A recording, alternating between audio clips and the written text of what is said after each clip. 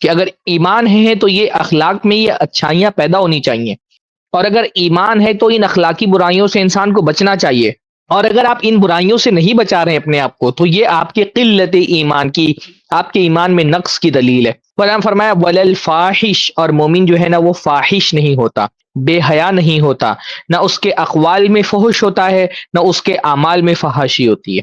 کچھ لوگ ہوتے ہیں نا جن کی زبان پر فحاشی کے دریا جاری رہتے ہیں، وہ کسی مجلس میں بیٹھے گندی گندی باتیں کرتے ہیں، ان کی زبان بھی فحش ہوتی ہے اور ان کے اخلاق اور اعمال بھی فحش ہوتے ہیں۔ ولل بذی، اور نہ ہی مومن جو ہے وہ بذی ہوتا ہے، بذی کا مطلب ہوتا ہے بد زبان۔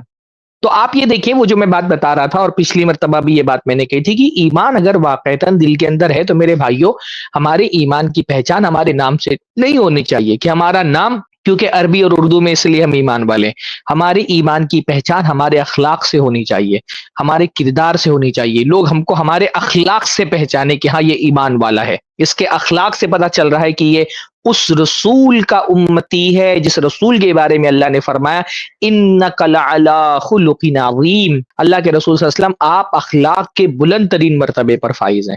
ہم اس رسول کی امتی ہے نا، تو ہم کو اپنے اخلاق کے ذریعے سے اس رسول کی امتی ہونے کا ثبوت بھی دینا چاہیے۔ ایسا نہیں ہو سکتا، امتی جو ہے وہ اپنے رسول کے راستے پر چلنے والا ہوتا ہے نا۔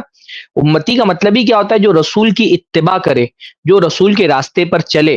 تو اگر ہم نے رسول کے دین کو اختیار کیا ہے، رسول کے امتی ہیں، تو ہمارے اخلاق دلیل ہونا چاہیے کہ واقعتاً ہم محمد الرسول اللہ کے امتی ہیں۔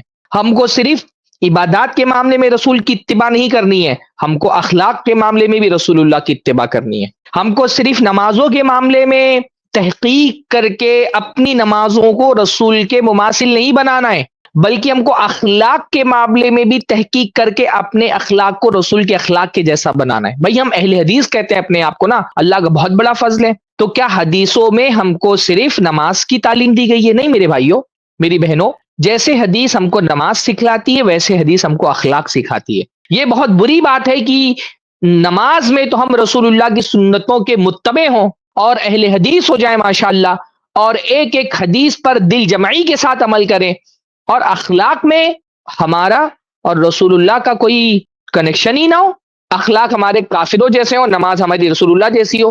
کیا ایسا شخص اہل حدیث کہلانے کا حق رکھتا ہے جو اپنے اخلاق میں رسول اللہ صلی اللہ علیہ وسلم کی سنتوں کا متبع نہ ہو؟ کیا اتباع صرف رسول اللہ صلی اللہ علیہ وسلم کی نماز میں مطلوب ہے؟ کیا اخلاق میں رسول اللہ کی اتباع مطلوب نہیں ہے؟ ہم اپنے آپ کو اہل سنت کہتے ہیں، تو کیا رسول اللہ کی سنت صرف نماز میں ہونی چاہیے، اخلاق میں نہیں ہونی چاہیے؟